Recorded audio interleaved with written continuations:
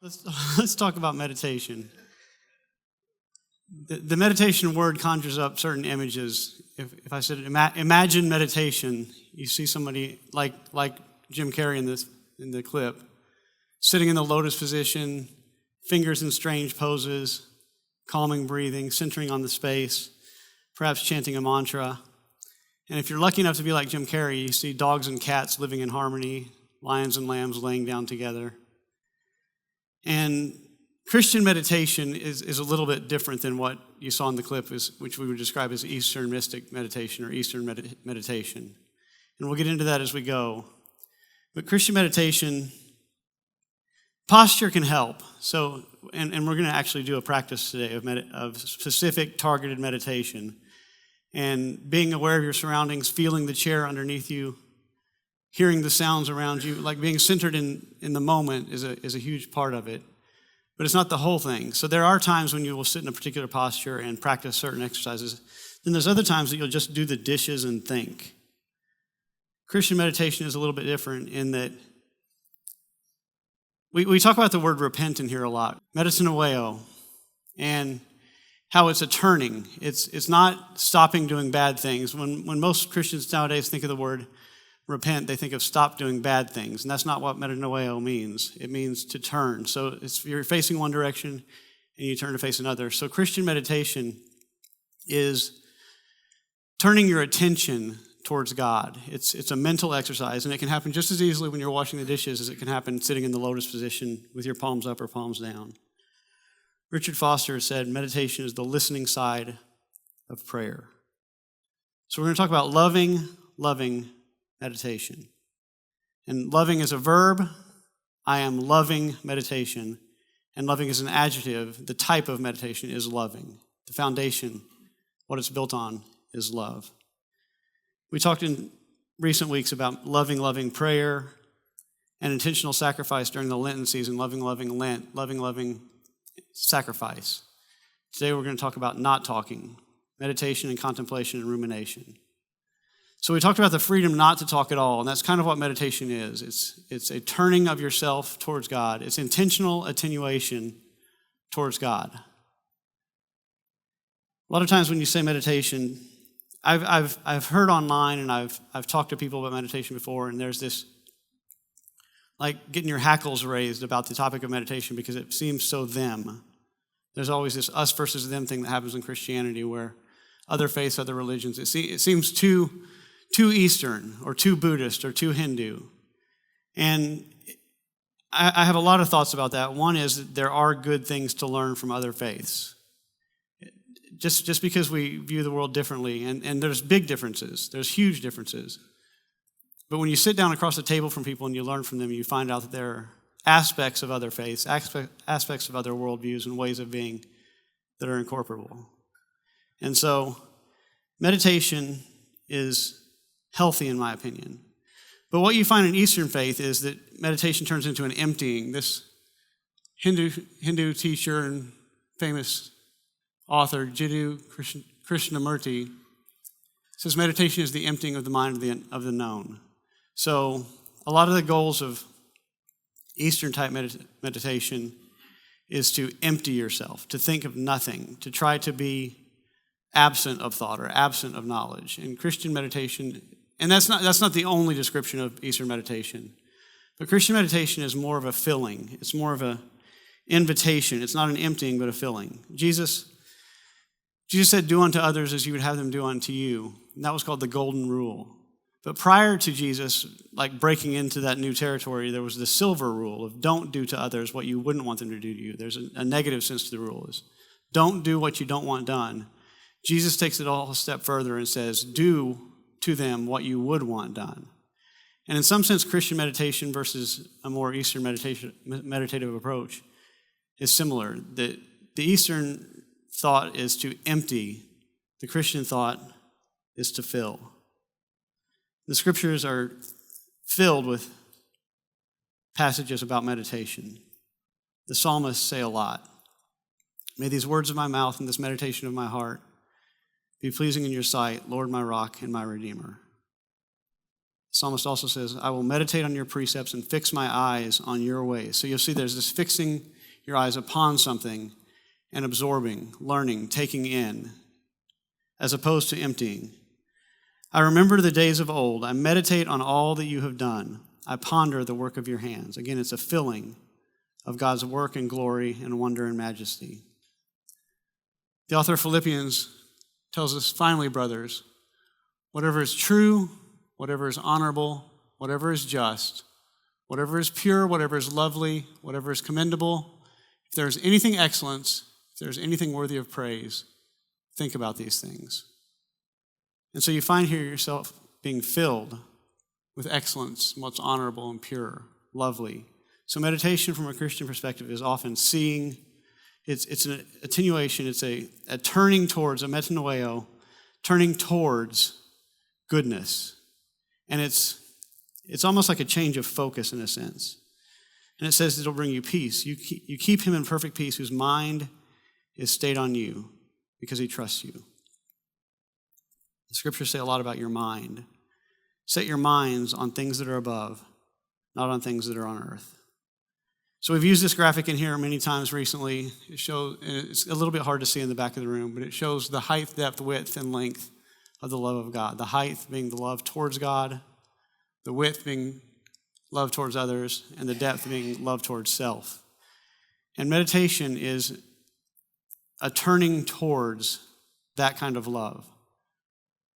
I'm amazed by you, and how you love me was a song they sang today. That's a meditative experience on love. It's absorbing love, it's seeing love, it's turning towards love. And that's all Christian meditation is. It's contemplation and rumination on the three loves. Romans teaches us, do not be conformed to this world, but be transformed by the renewal of your mind. My wife is out of town for the last couple days, and so spaghetti dishes have piled up in the sink a little bit.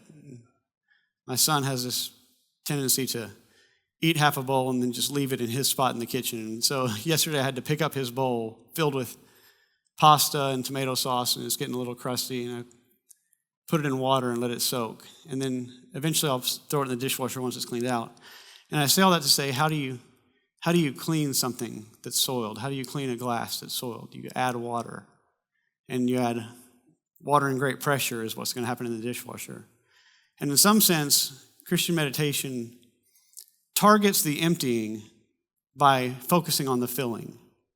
And so the water comes in and pushes out all the junk. And so when you listen to the author of Philippians and you think about what's honorable, what is pure, what is noble, what is just, there's no more room for the kind of fear that the world tries to feed you constantly. We live in a world where people literally profit financially by making you afraid, by making you covetous, by making you lustful. People get paid by making you want and need. And in some sense, meditation is a bucking against that. It's an emptying of that. It's a cleansing, a washing out of impurity, a washing out of what isn't helpful and what isn't lovely and what isn't good. And so again, it's just like doing the dishes. You can throw a dish in the water, add water, and it becomes clean. Gregory of Nyssa, one of the ancient church fathers, said this. He said, the soul is shaped by what it contemplates. In more recent years, A.W. Tozer said, we tend by a secret law of the soul to move towards our mental image of God. Romans told us to be transformed by the renewing of our mind. And when we start to, as Christians, we want to emulate God. We want to be like God. We want to be like Christ, be transformed into the image of Jesus and be Jesus' hands and feet to the world. And there's something to be said by you behold what you become. What you behold, you become. And so meditation is a turning towards seeing God. It's inviting God into your car as you're driving. It's inviting God into the soccer field while you're watching your kids play soccer, walking the golf course, eating a good meal. It doesn't have to be lotus position, fingers in strange positions, for it to be contemplation of a metanoeo, of turning towards God. So it can happen anytime, anywhere. There's something to be said about setting aside a time and sitting in a posture, which we'll practice in just a little bit. But there's also something to be said for I invite God into this moment. I turn this conversation I'm having with my friend, I release it to God. My addictions and lusts and impurities, I turn them over to God. It's a metanoeo of turning.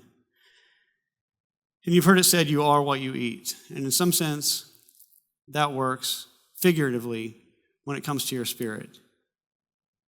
And so if you are consumed with consuming all the crap that gets put out there in order to make you afraid, in order to make you covetous, in order to make you lustful, in order to make you uneasy or anxious, that's who you're going to be. If that's what you're consuming constantly, that's who you're going to become. You become what you behold. But if you turn your mind and your hearts towards the Scriptures and towards Christ and towards God and God revealed in nature and God revealed in your friends, and you invite God into every moment, everywhere, it results in something much more beautiful. This is a llama. A llama is a pseudo-ruminant. Cows are ruminants. Llamas are pseudo-ruminants because they only have 3 stomachs as opposed to the cow's 4 stomachs. I never knew this before.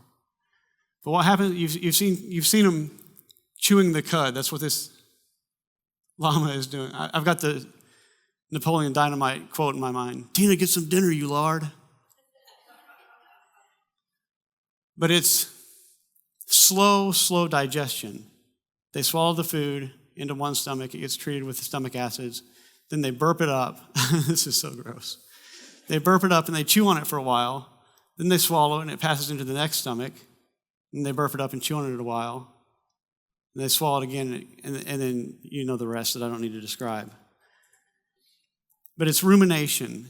It's taking time to digest. We live in a flashbang world. It wants it right now. It's tweets and Twitters and X's and Reels, and they're all 30 seconds long or 140 characters long. We live in a world that wants to just get there and get there snappy. There's no space for patience. There's no space for contemplation and slowness.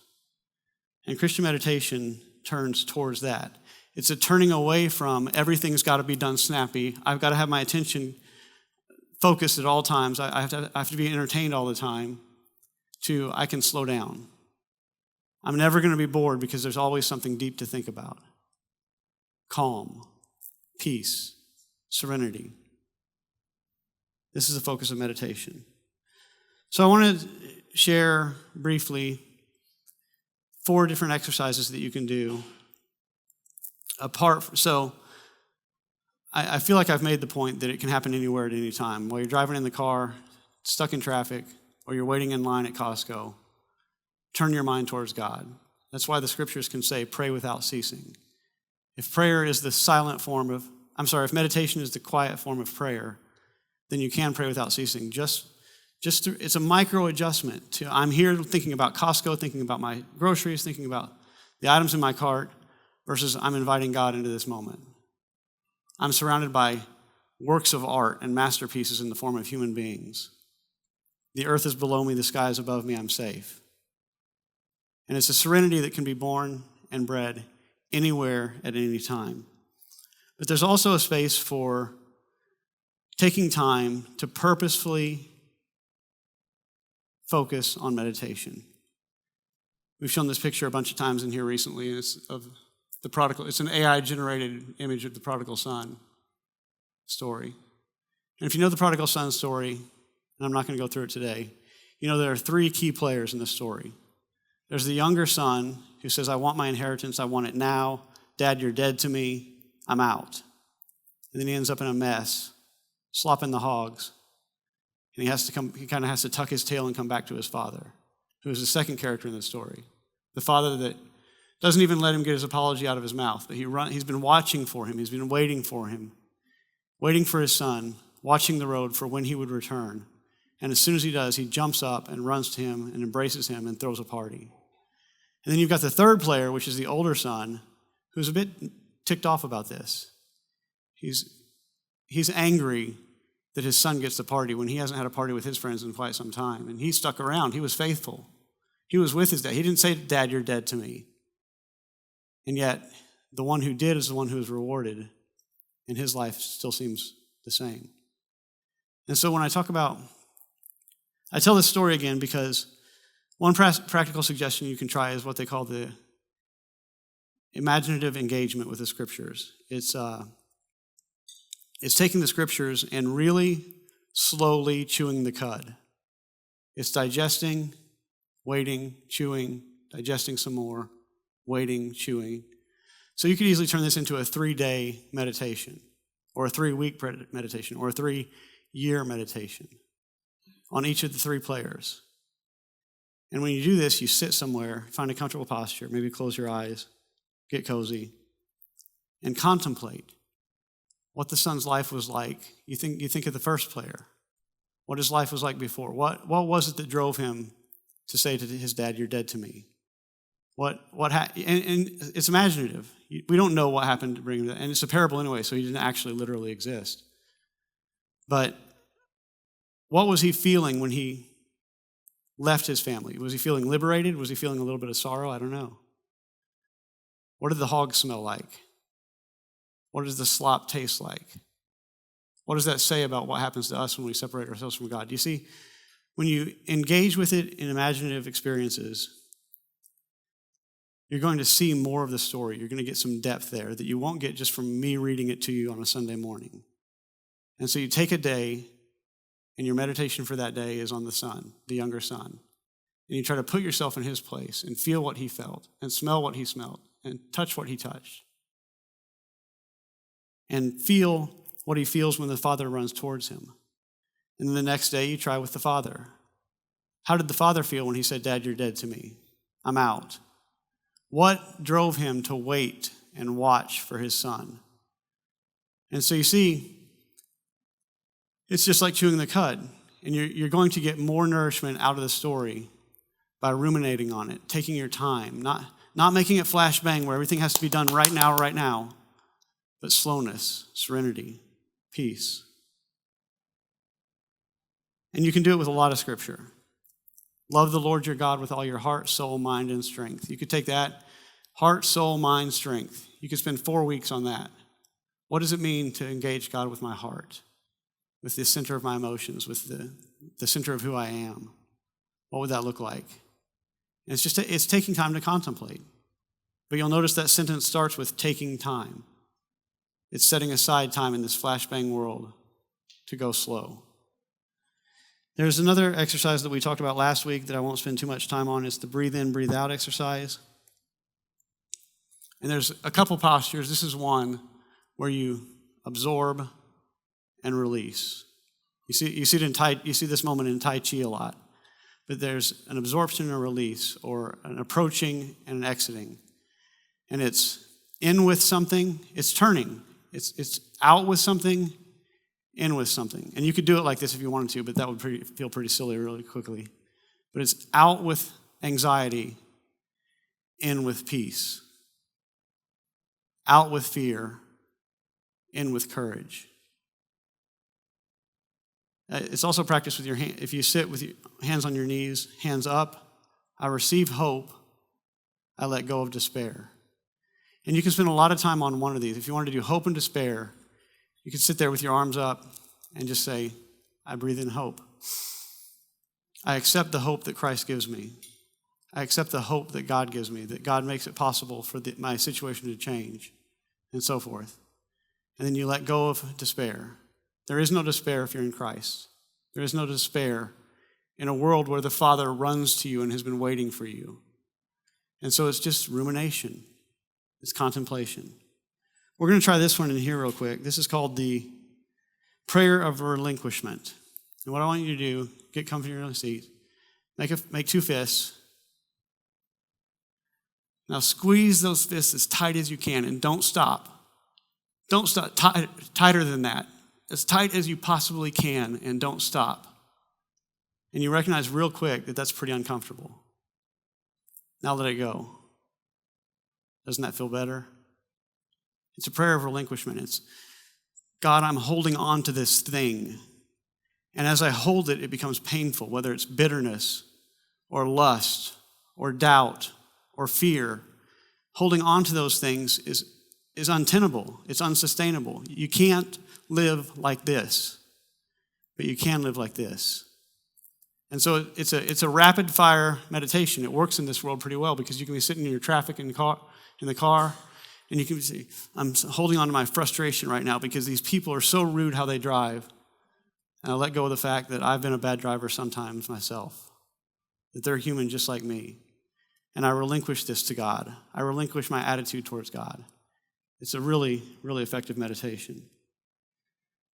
And then you've got just doing nothing, silence and observation.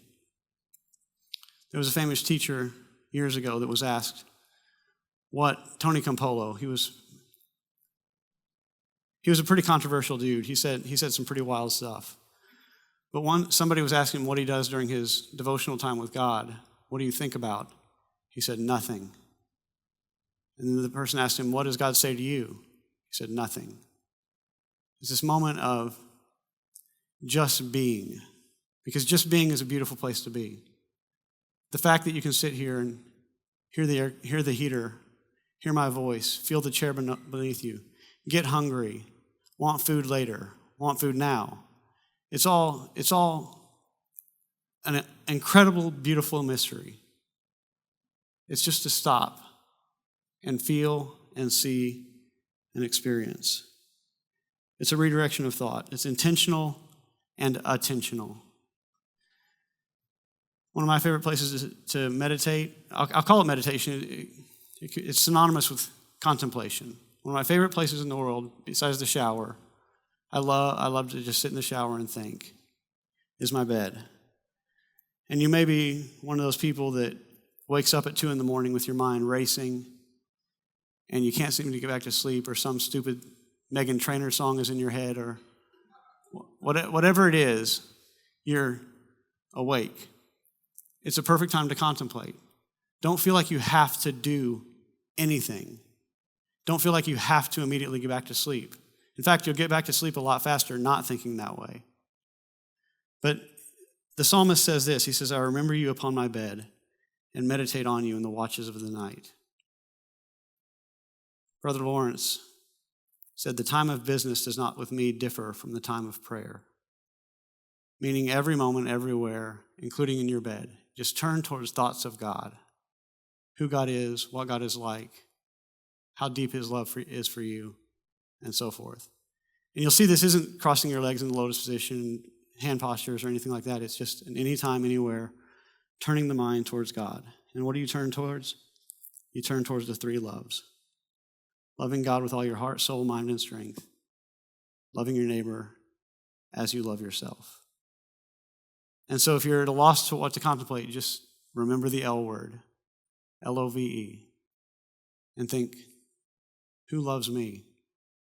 Who can I love? How deep must God's love be for me? How glorious that I'm aware. How glorious that I can lay in this bed and breathe, to be, to exist, to experience love. I'll confess I'm a little bit nervous about this. I'm going to lead us in a guided meditation. And preaching, like I mentioned last week, always makes me a little bit nervous. For some reason, I've just been on edge about this thing. I think I don't have the voice for it. I don't have the cadence for it. And so I'm just asking you to bear with me. But we're going to practice one of these meditative experiences. We're going to practice 2 of them. We've got 12 minutes left. In the first one, I'm going to want you to imagine 2 things. And so I'm going to prep you for those 2 things when they come so that you can easily enter into them. The first is I want you to imagine a safe place. Some place that in your history or right now you would feel very secure. That might be in your grandmother's kitchen. It might be on a walking path and a trail that you followed at some point, or a mountaintop experience you had, or a beach somewhere with the surf rolling in. It might just be sitting on your bed with a loved one nearby. Whatever it is, I'm going to ask you to contemplate a place where you feel safe. And so I'm going to give you 30 seconds to conjure that up just briefly.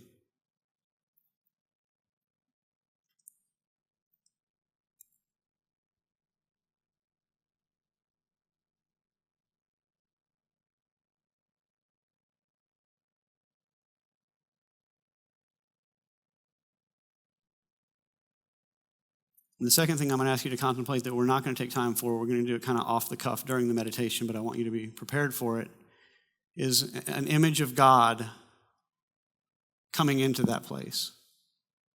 Whether you see Jesus as the actor, Jonathan Rumi, that plays him in The Chosen, whether it's Charlton Heston talking from the clouds, or whether it's a glow, or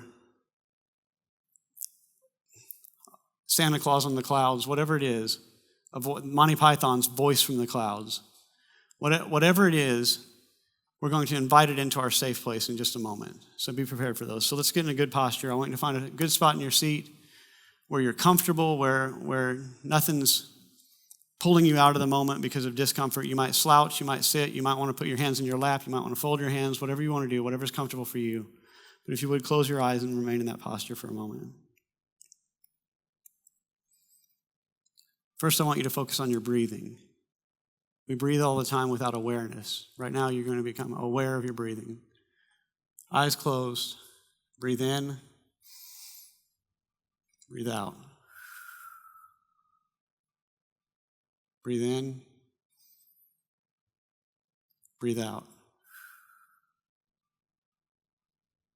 I want you to become aware of where you're sitting, the chair underneath you, and the earth below that supports the chair.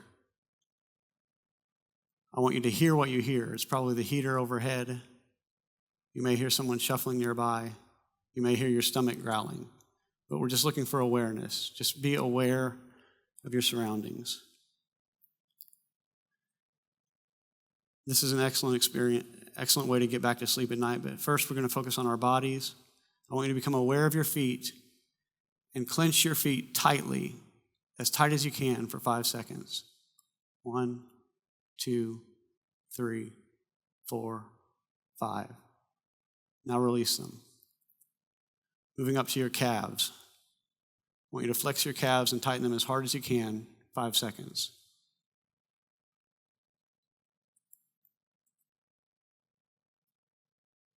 Now release. Your quads, your backside, your hips, that area of your body, tighten it up as tight as you can and hold it for 5 seconds.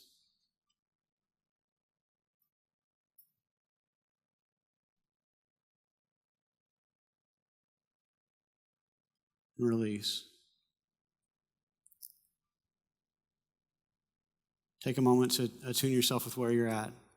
The chair underneath you, the sky above you, the earth below you. Now start with your hands. Squeeze them as tight as you can again.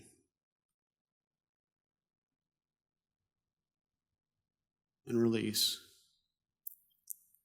Your arms, as tight as you can, 5 seconds, go.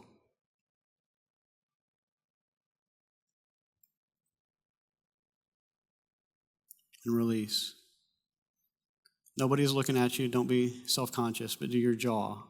Clench your jaw as tight as you can, 5 seconds.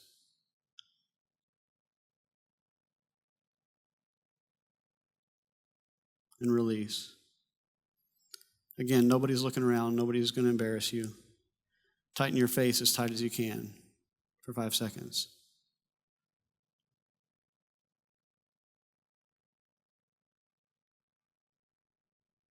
And release. Now become aware of your breathing again. Breathe in. Breathe out. Now I want you to imagine your safe place. You've come to your safe place, and that may be a place that you sit, it may be a place you walk along a beach, maybe a place where you lie down. Whatever it is, imaginatively place yourself in that place for just a moment. Now become aware of what you see in that place, if your eyes are open there. There may be cabinets nearby, and be aware of the wood. There may be water nearby flowing. Think of the water.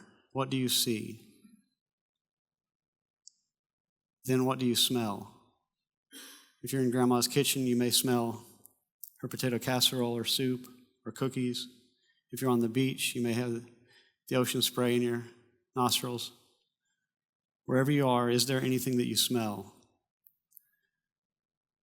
What do you hear? the sounds of birds singing in the trees. You're in a very quiet place. You hear the breath in your lungs. What do you hear? What do you feel? If you're walking on a beach, is there sand below your foot, squeezing through your toes? If you're seated in a beanbag in a place at home, does it rustle underneath you when you move? What do you feel in your safe place? Odds are there won't be much, but is there anything you taste in this place? Do grandma's cookies have a flavor that you can imagine? Now be aware of your breath while in that place. Breathe in, breathe out. And now God enters. God comes to your safe place. He may walk beside you. He may sit across from you. He may just fill the room with mist. This is totally your engagement and your imagination. What do you see when God enters the place? When God comes close, what do you see? What changes about the environment?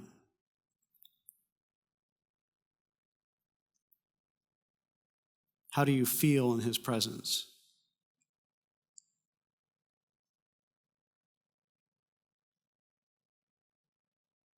Does your body tense up or release?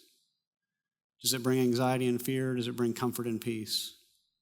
You'll learn a lot about yourself based on how you feel when God comes. Does God say anything to you? Or is he quiet? If he says something to you, what does he say?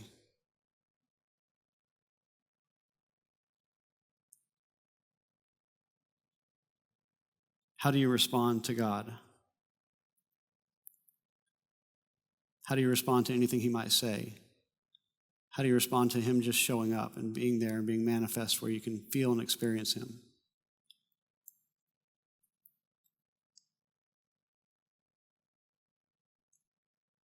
Open your eyes, take a good breath, and receive a well done. You've just experienced purposeful Christian meditation. There's another form we're going to practice real quickly. And if you would stand with me. Keep your eyes open. No focus on breathing. No focus on posture. No focus on centering. But I want you to think of someone that needs help, and you know they need help.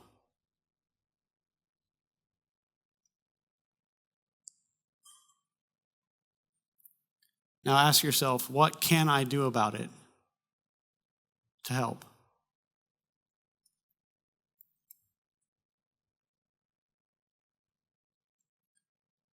Now ask yourself, what will you do about it to help?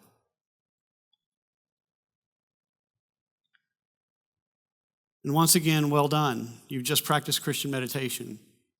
So sometimes it's a lotus posture with focus on the breathing, focus on centering, focus on the body. Other times it's just thinking. It's just contemplation. It's turning, attenuating your mind towards Christ. And do you see that focusing on someone that needs help and then talking about a way forward to help is just as Christian as sitting and experiencing God's presence? It can happen anywhere, anytime, all the time.